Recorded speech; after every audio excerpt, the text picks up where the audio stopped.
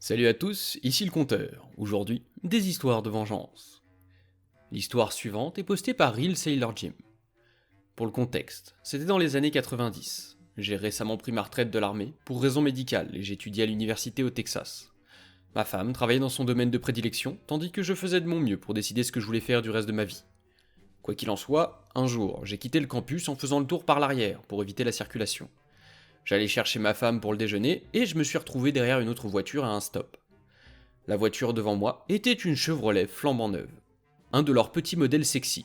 Le nom commercial réel m'échappe pour le moment. En rouge pomme d'amour. Conduite par une blonde assez récente, également un petit modèle sexy, dont le nom ne sera pas non plus dévoilé. J'étais assis, un vieux marin dans un vieux pick-up, écoutant la radio et pensant au déjeuner, lorsque la Chevy est entrée dans l'intersection, puis s'est arrêtée. Je n'ai rien pensé de tout cela. Je n'avais fait que mettre ma main sur le levier de vitesse pour me préparer à m'arrêter. Quand soudain, avec un crissement de pneus approprié, la Chevrolet m'a foncé dessus. J'ai mis le levier de vitesse en marche arrière, mais c'était trop tard. La petite Chevy a percuté l'avant de mon camion à environ 40-50 km/h. Après une seconde, j'ai coupé le moteur, je suis sorti du véhicule et j'ai fait le tour de l'avant de mon pick-up. La bonne nouvelle, c'est que je pouvais voir que je n'allais plus avoir à me soucier du crissement de la courroie. La mauvaise nouvelle, c'est que l'avant de mon pick-up était pratiquement détruit. La grille est rentrée dans le radiateur, il y avait de l'eau sur la chaussée. Les phares étaient cassés. Je me suis penché et j'ai remarqué qu'il semblait y avoir une fuite d'huile. Avec un soupir d'incompréhension totale, je me suis approché de la porte passager de la petite Chevrolet rouge et de sa conductrice blonde. J'étais énervé, mais pas enragé. Je suppose que j'essayais encore de comprendre ce qui s'était exactement passé, et pourquoi elle avait fini par s'arrêter au milieu du virage pour passer en marche arrière comme ça. J'ai regardé à travers la vitre teintée et elle était au téléphone, parlant de manière agitée à quelqu'un. Avec toutes les bêtises que j'avais vues depuis que j'avais quitté l'armée, la voir jacassée sur un téléphone portable ne m'a pas vraiment surpris. Bien que, si j'y avais pensé, j'aurais dû me demander qui, exactement, elle appelait. Au lieu de ça, j'ai tapé sur la vitre et elle a tourné un visage fade vers moi. Puis elle a crié dans le téléphone, assez fort pour traverser la vitre. « Ah mon Dieu, il a un démon de pneus !»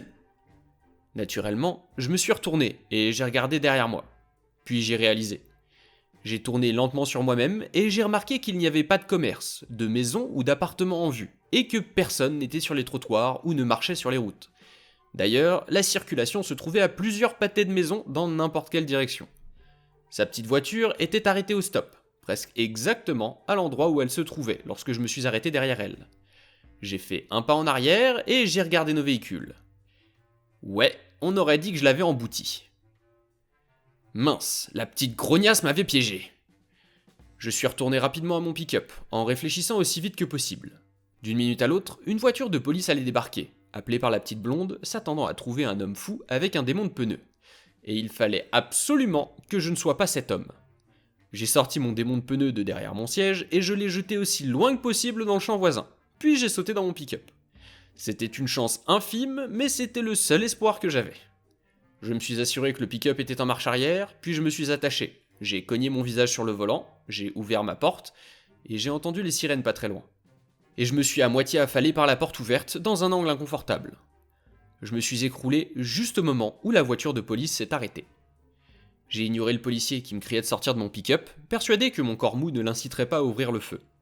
Il s'est finalement approché, a remarqué que je saignais du nez, a relevé une de mes paupières, je me suis assuré que mon œil était révulsé, et m'a laissé retomber en position. Je suis resté mou pendant qu'il s'occupait de la blonde, qui était presque hystérique d'effroi à cause du fou avec le démon de pneus. Jusqu'à ce qu'elle me voie, bien sûr. J'avais espéré que son rétroviseur était aussi inutile qu'il en avait l'air, ou qu'elle était trop occupée à concocter sa propre histoire pour remarquer ce que je faisais. En voyant mon corps pendre mollement par la porte conducteur de mon pick-up, elle s'est arrêtée en bégayant. Une deuxième série de sirènes s'est rapprochée et le policier a dit à la blonde maintenant silencieuse de rester dans sa voiture. Quelques secondes plus tard, quelqu'un a coupé ma ceinture de sécurité et m'a allongé sur le sol. Des mains compétentes ont vérifié mes signes vitaux et, en l'espace de quelques secondes, une odeur âpre et exigeante a envahi mon nez qui coagulait. J'ai lutté contre cette odeur pendant quelques secondes et j'ai donné l'impression d'être un homme qui revient à lui après avoir été assommé. J'ai immédiatement voulu me jeter sur le côté. Et je me suis arrêté, à moitié retenu et à moitié regardant fixement autour de moi pour voir ce qui s'était passé. L'infirmier s'est assis quand je me suis redressé.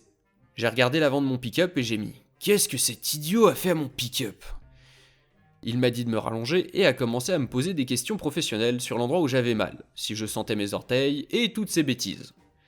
Toutes les quelques secondes, je me retournais vers l'épave et je marmonnais sur l'idiot qui avait reculé comme ça et sur ce qu'il avait bien pu fumer. Des petits bouts de phrases énervés. Le policier, après avoir obtenu la déclaration de la blonde, s'est approché et m'a demandé si je me sentais prêt à parler. J'ai dit que je me sentais bien, juste un peu endolori.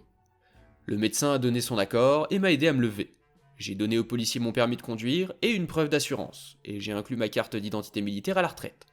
Puis je me suis assis sur mon siège avant, et, comme si je venais de le remarquer, j'ai demandé ce qui était arrivé à ma ceinture de sécurité. Il m'a expliqué qu'il avait dû la couper, et j'ai haussé les épaules. C'est juste un élément de plus à payer pour sa compagnie d'assurance, je suppose. Mais quelle était son histoire, monsieur l'agent? Pourquoi a-t-il reculé de cette façon? Le policier m'a regardé sèchement et m'a demandé ce que je voulais dire. J'ai décrit exactement ce qui s'était passé, mais en cachant le fait que je savais que c'était une femme qui conduisait la Chevrolet en l'appelant lui. Lorsque j'ai eu terminé et qu'il a fini de tout noter, il m'a demandé si j'avais des preuves. Des preuves? Qu'est-ce que vous voulez dire des preuves? J'ai froncé les sourcils, puis j'ai laissé ma mâchoire tomber un peu. Hé, attendez un peu, vous n'êtes pas en train de me dire que ce type, cet idiot dit que j'ai fait ça, n'est-ce pas? Il a admis que l'histoire de l'autre conducteur était que je l'avais embouti elle, pas lui, et qu'ensuite je l'avais menacé avec un démon de pneus. J'ai à nouveau froncé les sourcils et lui ai dit que je n'avais pas de démon de pneus, qu'il se trouvait dans le garage de ma maison à quelques heures de là. Je me suis écarté pendant qu'il fouillait la cabine de mon pick-up, et j'ai eu de la chance lorsqu'il a remarqué, sans que j'ai eu à le lui faire remarquer, que mon pick-up était toujours en marche arrière. Il est sorti de ma cabine en fronçant les sourcils, puis m'a demandé de rester où j'étais et s'est approché de la Chevrolet. Il a ensuite demandé à la blonde de sortir de sa voiture et, quand elle l'a fait, il s'est penché par la portière ouverte du côté conducteur. Après quelques secondes, il s'est relevé et a demandé à la fille de répéter ce qui s'était passé. C'était un jeu d'acteur merveilleusement larmoyant, mais elle a failli le rater en étant quelque peu perplexe quand il n'a pas réagi. Au lieu de cela, il lui a demandé de continuer et de décrire tout ce qui s'était passé après l'accident et tout ce qu'elle avait fait ensuite. Elle a renoncé à l'histoire du démon de pneus, disant qu'il s'agissait peut-être simplement d'un reflet sur sa fenêtre, mais insistant sur le fait que j'avais au moins frappé sa fenêtre et que j'avais simplement joué la comédie pour eux. Le policier a regardé le médecin, qui a lentement secoué la tête. Des années de recherche et de sauvetage ne m'ont peut-être pas fait beaucoup de bien physiquement, mais je sais très bien comment se comporte un homme inconscient. Le policier lui a alors demandé si elle avait essayé de partir en voiture, ou si elle avait immédiatement coupé le moteur. Elle a répondu que le moteur était mort, et que, quels que soient mes mensonges, elle n'avait jamais essayé de quitter le lieu de l'accident. Le policier a hoché la tête une fois et a demandé au médecin de s'écarter. Il a ensuite demandé au médecin de s'asseoir dans la Chevrolet et de confirmer qu'elle était en marche arrière. J'aime les gens intelligents. Je n'ai même pas eu à lui suggérer de vérifier. La dernière fois que j'ai vu la petite blonde, elle pleurait sincèrement. Elle était également menottée et emmenée en voiture, arrêtée pour avoir fait un faux rapport de police, pour un charabia juridique concernant une tentative d'escroquerie, et, ce que je préfère, pour coups et blessures. Une fois qu'elle a réalisé qu'elle avait tout fait foirer, à peu près au moment où elle a été menottée, elle a commencé à pleurer et à expliquer qu'elle n'avait pas l'argent pour payer la voiture, et que sa seule option était de simuler un accident, mais que j'avais fait semblant aussi, et que je n'avais pas été blessé. Vous devez me croire, elle ne mentirait pas à ce sujet. J'ai signé mon nom sur une déclaration des événements presque parfaite au poste de police, en prenant soin de ne jamais mentionner dans ma propre déclaration comment mon nez avait été amoché, ou comment j'ai fini inconscient et pendu par la porte. Le rapport de l'agent qui a procédé à l'arrestation, ainsi que celui des ambulanciers, avait déjà noté qu'il semblait que j'avais été partiellement éjecté par l'impact, ou que j'avais essayé de sortir du pick-up au dernier moment. J'ai toujours pensé qu'il ne faut jamais signer une fausse déclaration. C'est le plus sage à long terme, vous ne croyez pas ? Il s'est avéré que son assurance automobile était bonne. Cependant, ils ont payé pour la réparation de mon petit pick-up. Les dégâts n'étaient pas aussi graves qu'ils semblaient, Dieu merci. Un peu de travail à l'avant, un nouveau radiateur et d'autres gadgets cabossés, un peu de chirurgie esthétique pour lui redonner une apparence correcte. Le mécanicien va même faire une révision complète, y compris la réparation de cette satanée courroie de ventilateur. J'ai dû conduire un véhicule de prêt pour la semaine suivante, également à la charge de l'assurance de la blonde. Et l'ironie de la chose vous fera rire.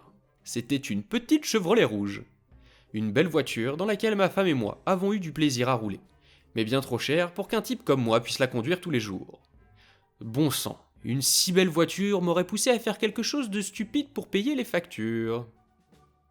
Bien joué, Opi. La vitesse à laquelle t'as réfléchi à tout ça et tu l'as mis en place, ça t'a sans doute sauvé les fesses. Dans les commentaires, il y a une petite histoire semblable, postée par Wifer 2016. Il y avait un cas sur Judge Judy il y a plusieurs années. C'est une émission judiciaire américaine. Une fille poursuivait en justice une femme en disant que cette dernière l'avait emboutie dans une station-service. De fausses larmes, elle n'arrêtait pas de parler de ses bébés traumatisés sur le siège arrière et de la façon dont la femme lui criait dessus et l'injuriait, jouant totalement la carte de la victime. Jusqu'à ce que la femme sorte la vidéo de surveillance au-dessus des pompes à essence, juste au-dessus de leur voiture. On y voyait la femme complètement arrêtée, la petite poulette faisant marche arrière et la percutant à plein régime. La fille est devenue toute blanche et ne pouvait que balbutier Ouais, elle a perdu. Dans la première histoire, au moins celle qui a monté l'arnaque a choisi un endroit où il pouvait pas y avoir de témoins et où il n'y avait pas de caméra. Dans le deuxième cas, elle a fait ça dans une station-service. Forcément, il y a des caméras, elle est stupide. L'histoire suivante est postée par Céramique Séminard. Tout au long de l'année, j'ai eu des voisins bruyants et stupides. Ils organisaient souvent des fêtes bruyantes qui duraient jusqu'aux premières heures du matin. Ils étaient tous à l'université et de descendance indienne. Cela devient important plus tard. J'ai appelé la police, le gérant de l'appartement, mais personne ne voulait rien faire. J'en perdais le sommeil et mon travail s'en ressentait également. Je leur ai parlé directement, et ils m'ont complètement ignoré et ont refusé de fermer leur bouche. Cela a duré des mois, et je faisais durer mon bail pour déménager ailleurs. Un jour, je suis assis devant la télévision par une belle journée de printemps et j'ai les fenêtres grandes ouvertes, et j'entends l'un des amis du voisin arriver, et il demande s'il va sortir.